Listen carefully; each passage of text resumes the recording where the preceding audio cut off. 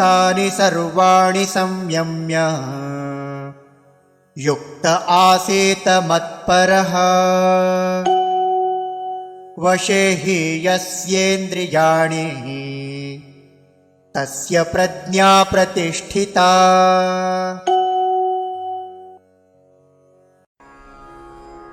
तानि सर्वाणि संयम्य युक्तः आसीत मत्परः वशे हि यस्य इन्द्रियाणि तस्य प्रज्ञा प्रतिष्ठिता।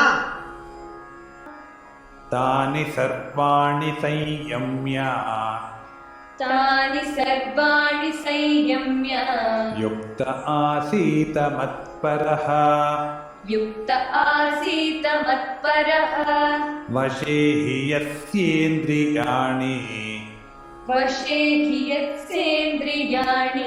तस्य प्रज्ञा प्रतिष्ठिता।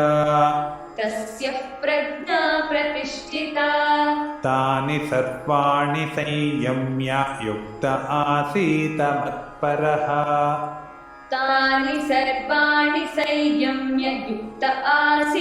मत्परः वशे हि यस्येन्द्रियाणि तस्य प्रज्ञा प्रतिष्ठिता।